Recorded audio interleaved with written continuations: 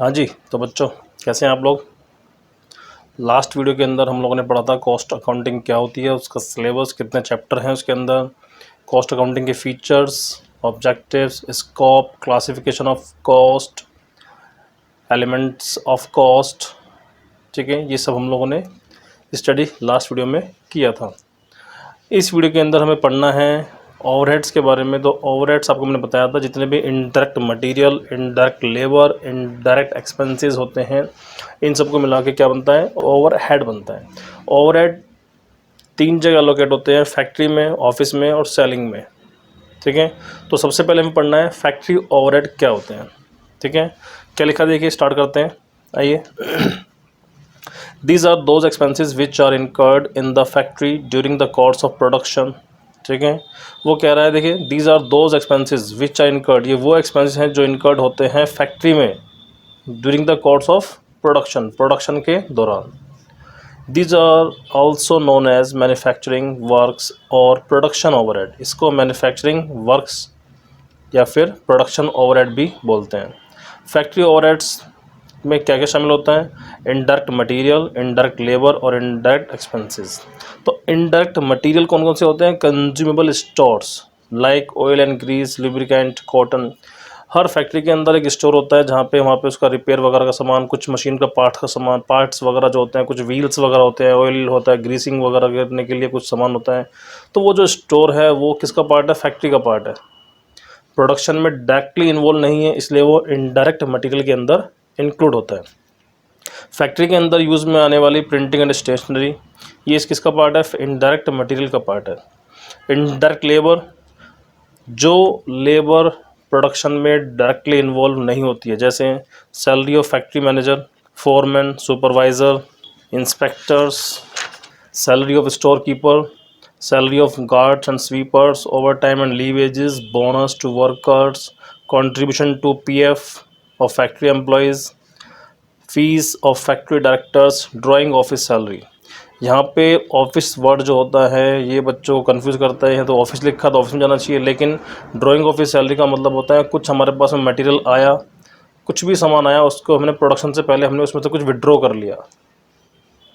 ठीक है, मान लीजिए आपने 10 लेबर बुलाई है, 10 लेबर में से आपने 9 लेबर किसी पर्टिकुलर काम में लगाई है, एक लेबर को आपने किसी और काम दे दिया, या फिर अपने पर्सनल यूज़ के लिए आपने उसको रख लिया कि हाँ भाई ये मेरे ऑफिस की साफ़ सफाई वगैरह करेगा, तो वो that is drawing office salary.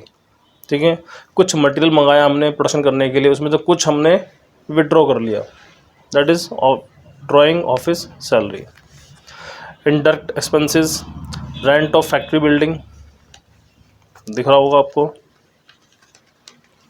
Insurance of factory building, plant and machinery, municipal taxes in respect of factory, experimental expenses, power and fuel, heating and lighting, workers canteen and welfare expenses, subscription to technical journals. Factory के अंदर अगर कुछ magazines वगैरह, कुछ journals वगैरह आती हैं labour के हेल्प करने के लिए, उनको कुछ नॉलेज गेन करने के लिए, तो वो सब मैगजीन्स वगैरह भी इसी में इंक्लूड होती हैं। नेक्स्ट है factory telephone charges, repair and maintenance charges of machines. Haulage, haulage का बेसिकली मीनिंग होता है, बच्चे इसमें कंफ्यूज रहते हैं, हॉलेज का मीनिंग होता है एक मशीन को एक जगह से दूसरी जगह मूव करने में जो एक्सपेंडिचर लग जाता है उसको बोलते हैं हॉलेज। ठीक है, buying expenses, cost of rectifying defective work, आपने किसी को कुछ काम करके दिया, आपके पास कोई जॉब ऑर्डर आया, आपने उस जॉब को पूरा किया, काम किया बदले में, लेकिन वो डिफेक्टिव हो गया। ठीक है, आपके पास वो माल वापस आ गया, अब डिफेक्ट को दूर करके वापस उसको सेल करना या वापस उसको पहुंचाना, तो डिफेक्टिव प्रोडक्ट को ठीक करने में जो खर्चा लग जाता है फैक्ट्री का, वो भी फैक्ट्री का इनडायरेक्ट एक्सपेंसेस में जाता है। Cost of training of new employees, estimating expenditure, excise duty, all are includes in indirect expenses of factory overhead. Next one is office and administrative overheads. क्या कहता है देखिए, these refer to the expenses relating to the management and administration of the business. ये वो खर्चे होते हैं जो बिजनेस के मैनेजमेंट या फिर एडमिनिस्ट्रेशन से संबंधित होते हैं।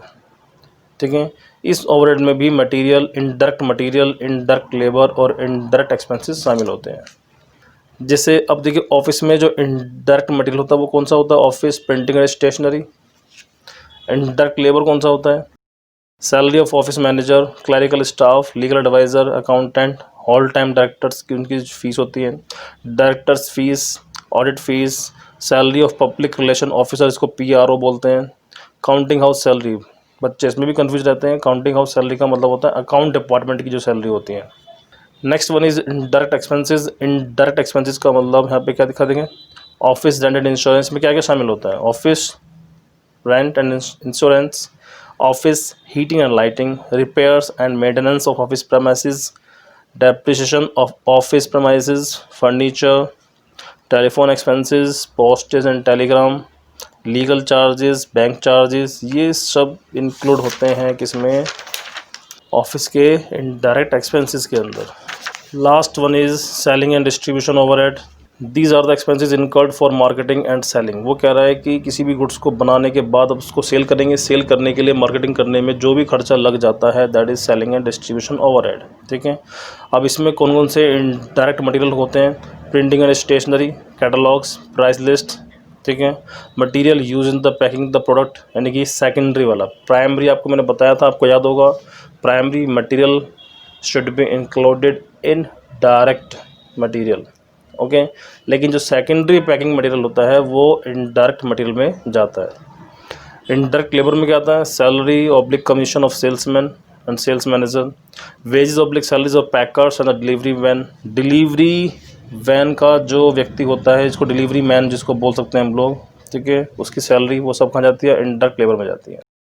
अब इसमें इनडायरेक्ट एक्सपेंसेस कौन कौन से आते हैं, advertisement expenses, travelling expenses, warehouse electricity bill, bad debts, showroom expenses, rent and insurance of warehouses, carriage outward, after sale services expenses, सामान को बेचने के बाद जो सर्विस कंपनी प्रोवाइड कराती है कस्टमर को, उसमें भी कुछ खर्चा लगता है, ठीक है।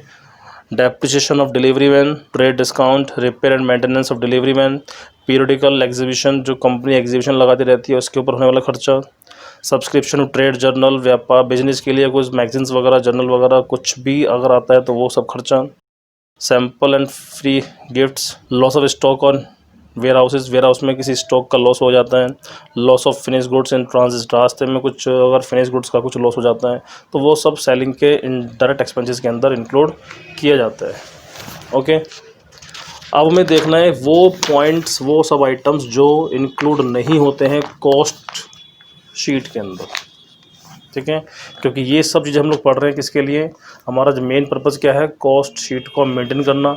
अब कॉस्ट शीट क्या होती है उसको पढ़ेंगे, ठीक है, कैसे उसका फॉर्मेट बनता है। तो फिलहाल हम यहाँ पे क्या पढ़ना है, देखिए, items excluded from cost account, ये वो आइटम्स हैं जिसको कॉस्ट अकाउंट के अंदर एंट्री नहीं, जिनकी एंट्री नहीं की जाती है। Number 1, purely financial expenses and losses, ठीक है, ये वो सब एक्सपेंसेस हैं जो ऐड नहीं होते हैं।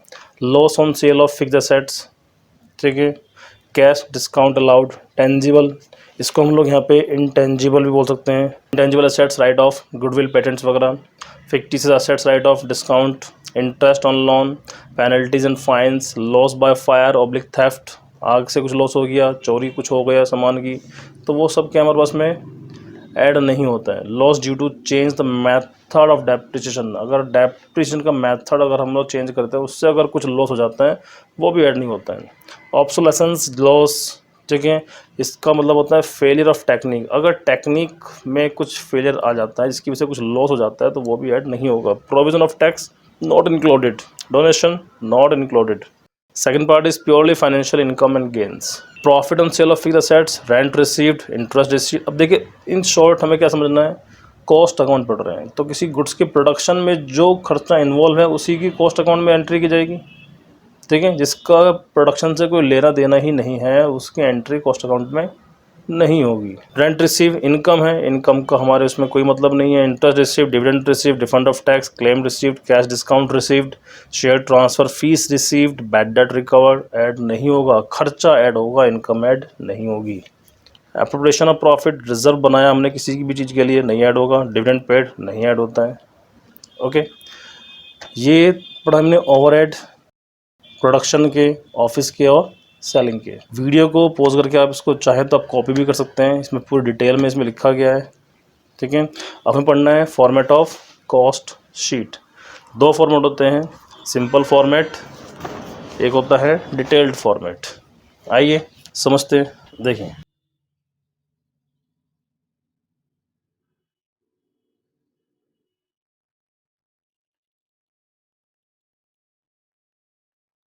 पर्टिकुलर अमाउंट, देखिए सबसे पहले हमारे पास में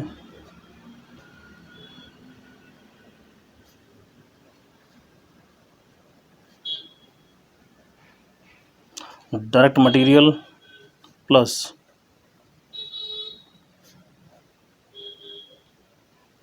डायरेक्ट लेबर, डायरेक्ट एक्सपेंसेस, ये हम लोग बना रहे हैं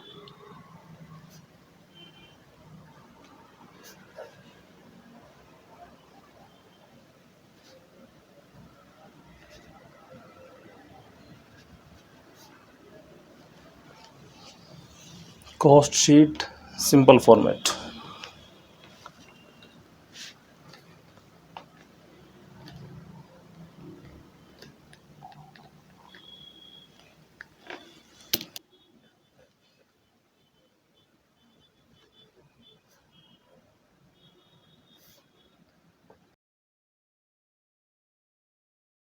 इन तीनों को जोड़ के क्या बन जाता है, प्राइम कॉस्ट। नेक्स्ट अब इसमें ऐड करते हैं हम लोग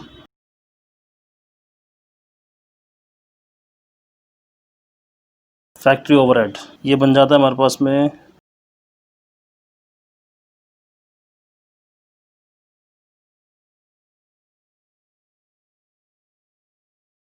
फैक्ट्री ऑब्लिक वर्क्स कॉस्ट। इसमें ऐड करते हैं हम लोग office overhead,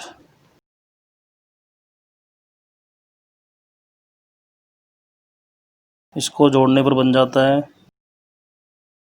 cost of production.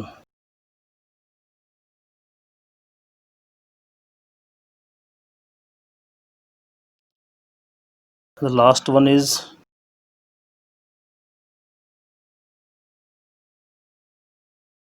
Selling overhead, ये बन जाता है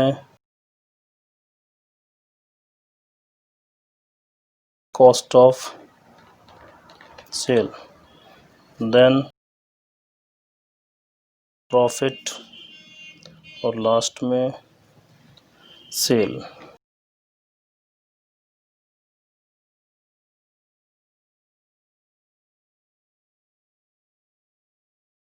प्रॉफिट जो होता है कई बार बैलेंसिंग फिगर से भी निकल जाता है। देख लीजिए, ये है हमारा सिंपल फॉर्मेट।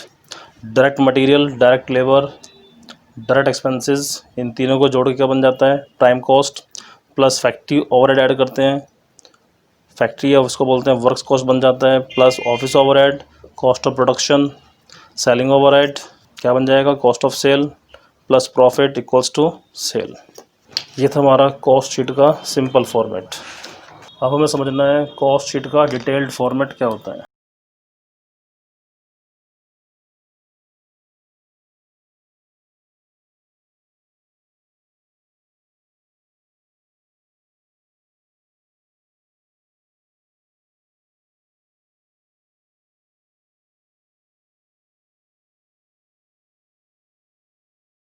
पर्टिकुलर्स अमाउंट, देखिए सबसे पहले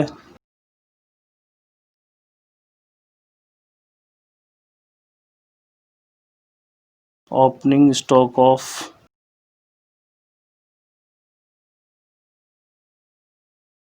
raw material plus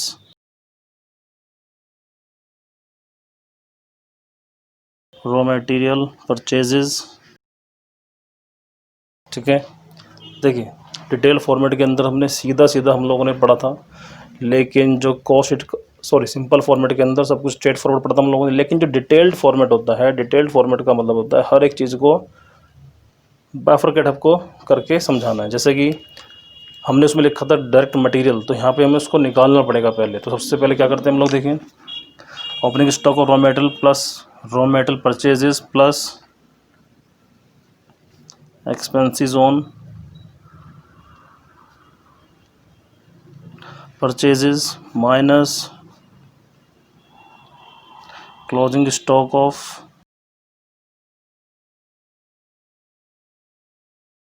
raw material minus cell of scrap of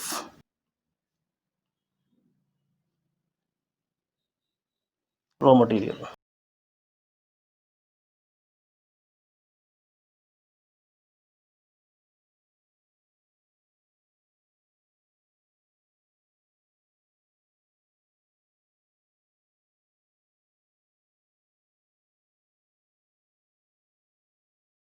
जो माइनस वाली फिगर होती है उसको हम लोग ब्रैकेट में डाल सकते हैं।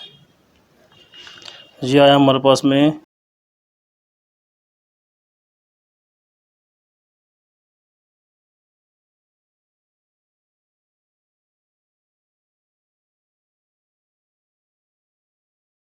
Raw material consumed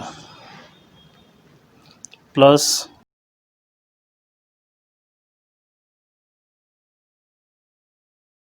direct labour या इसको डायरेक्ट वेजेस भी आप बोल सकते हैं।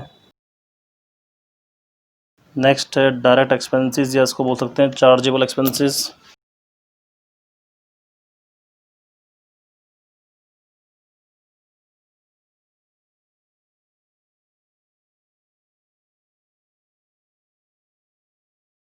इनको जोड़ के आया prime cost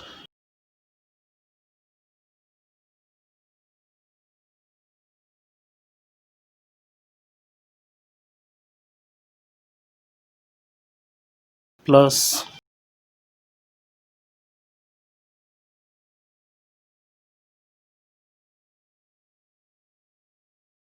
factory overhead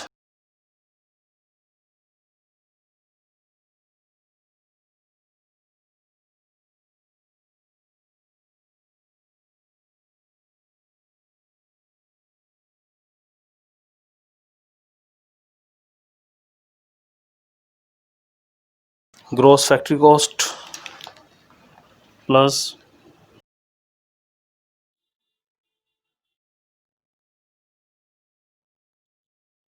opening stock of work in progress minus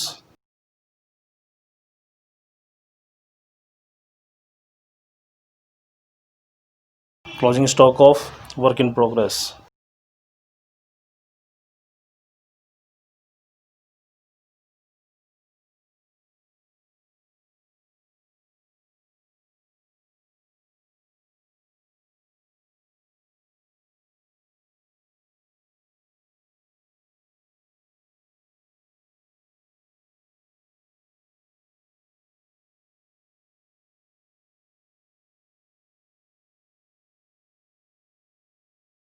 net factory cost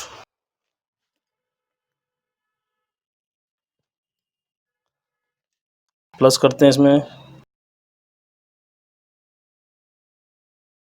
office overhead, ये बन जाता है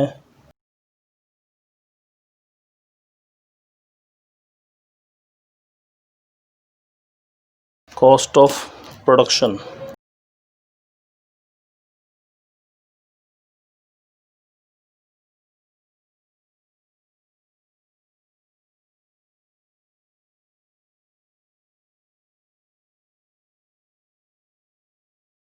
ठीक है। देखिए सिंपल फॉर्मेट में ये सब कुछ नहीं था, ये सिंपल चीज़ें थी। मटेरियल वेजेस एक्सपेंसेस को जोड़ के ये बन गया था। फैक्ट्री ओवरहेड को जोड़ के हमारे पास में सीधा फैक्ट्री कॉस्ट निकल गया था, WIP उसमें नहीं था। ऑफिस ओवरहेड को हमने जोड़ा तो कॉस्ट ऑफ प्रोडक्शन आ गया। अब देखिए कॉस्ट ऑफ प्रोडक्शन के बाद भी हमारे पास में क्या होता है प्लस ओपनिंग स्टॉक ऑफ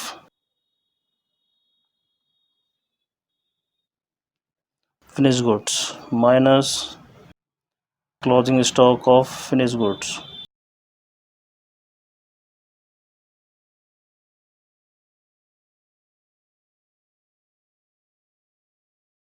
इसको एडजस्ट करके बनता है cost of good sold. Last concept is we will add selling overhead into cost of goods sold.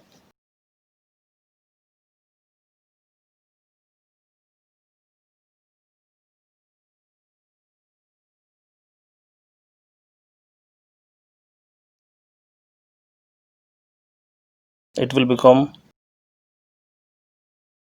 cost of sale.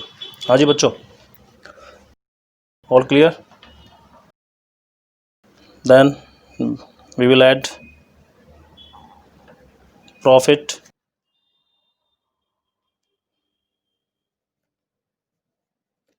we will get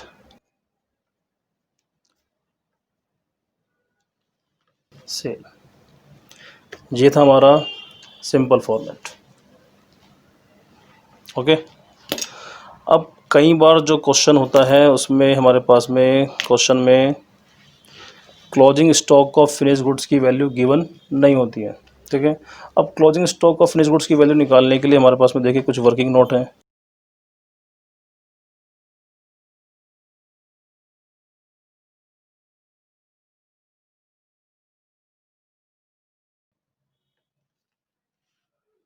closing stock of finish goods, इसका formula होता है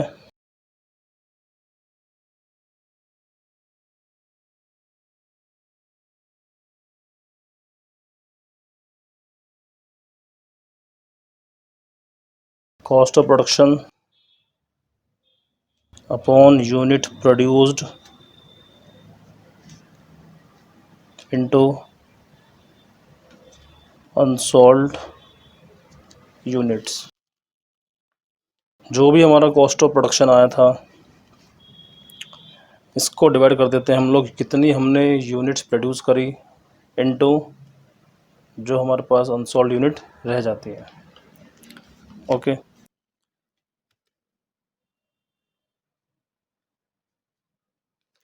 अब question कई बार क्या होता है, क्वेश्चन में ये मिल गया है लेकिन कई बार यूनिट प्रोड्यूस गिवन नहीं होती है. तो यूनिट प्रोड्यूस के लिए हमारे पास में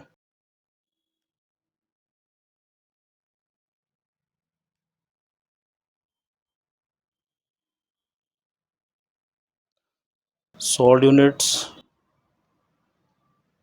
plus closing stock minus opening stock. जितनी यूनिट्स बेच दी हैं प्लस जो बची हुई हैं माइनस जो स्टार्टिंग में थी, इससे क्या निकल जाता है, यूनिट प्रोड्यूस निकल जाता है. ओके. तो आपको ये समझ में आया होगा सबको.